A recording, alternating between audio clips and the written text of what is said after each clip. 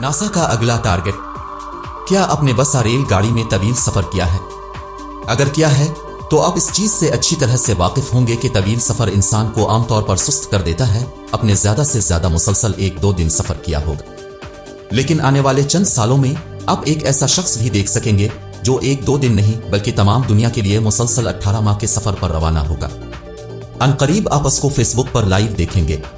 NASA का अगला target मरीख पर इंसानों को उतारना है। वहां पर नासा की टेक्नोलॉजी पहले से मौजूद है और वो मुसलसल काम कर रही है। एक परसेवरेंस नामी मशीन तो मरीख पर बाकायदा ऑक्सीजन भी बना रही है। जमीन की तरह मरीख भी चूंकि मोशन में है, जब दोनों करीब होते हैं तो उनके दरमियान तकरीबन 5.5 करोड़ किलोमीटर का फासला रहता है। नासा के साथ जो सबसे तेज रफ्तार स्पेस गाड़ी है वो ये फासला तय करने में तकरीबन 9 माह और 2 हफ्ते लेती है। इससे पुरानी स्पेस गाड़ी 1 साल का वक्त लेती है। अब ये नासा के लिए एक बहुत बड़ा चैलेंज है। हम किस फल्कियात दान को मरीख पर भेज दें, और अगर हम किसी को वहां भेज भी दें तो वो वहां कितना स्टे कर सकेगा? चांद पर अब तक जितने भी फल्कियात दान गए हुए हैं, इनमें किसी फल्कियात दान ने वहां 20 घंटे से ज्यादा स्टे नहीं किया है। चांद तो पास भी है, यानी 3,84,000 किलोमीटर, लेकिन मरीख तो जमीन से 5.5 करोड़ किलोमीटर दूरी पर वाक़ है। अब वहां फल्कियात दान कितना स्टे कर पाएगा? नासा के मुताबिक आर्टेमिस खलाई जहाज मरीख पर आने जाने में तकरीबन 2 साल का वक्त लेता है। क्या वो इंसान जो इस स्पेस जहाज में बैठा होगा वो इस तवील तरीन सफर से पागल नहीं हो जाएगा? हम जब लाहौर, पेशावर या कराची जाते हैं तो बस जगह जगह रुकती है ताकि पैसेंजर रिफ्रेश कर जाएं, लेकिन इस सफर में गाड़ी पूरे 9 माह बाद रुकेगी, और वो भी दूसरी दुनिया की इंतहाई खतरनाक जगह पर, क्योंकि वहां ऑक्सीजन, पानी, खुराक वगैरह कुछ भी नहीं है।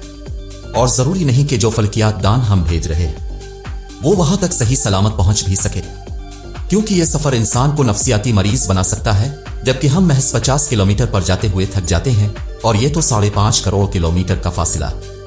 नासा की रेडियो सिग्नल्स और बाकी सिस्टम जबरदस्त है, यानी वो गाड़ी पहुंच पाएगी, लेकिन इसमें मौजूद इंसान के बारे में वसूख से कुछ कहा नहीं जा सकता। इस वक्त जमीन से 400 किलोमीटर की दूरी पर इंटरनेशनल स्पेस स्टेशन मुसलसल जमीन के गिर्द घूम रहा है। इसमें फल्कियात दान रहते हैं, ताहम वो हर 90 दिन बाद बदलते रहते हैं। बहुत ही कम फल्कियात दान ऐसे होते हैं जो 7-8 माह वहां पर गुजार देते हैं। वहां चूंकि इंसान जमीन की ग्रेविटी महसूस नहीं करते, इस वजह से इसका जिस्म बहुत ही सुस्त पड़ जाता है। चंद हफ्तों के बाद इनके फटे ठीक तरह से काम करने के काबिल नहीं रहते, क्योंकि वहां उनको ये पता नहीं चलता कि इनके पांव ऊपर हैं या नीचे। जब एक तजुर्बाकार फल्कियात दान जमीन से 400 किलोमीटर पर चंद माह नहीं गुजार सकता, भला वो खला में मुसलसल इतना वक्त कैसे गुजारेगा?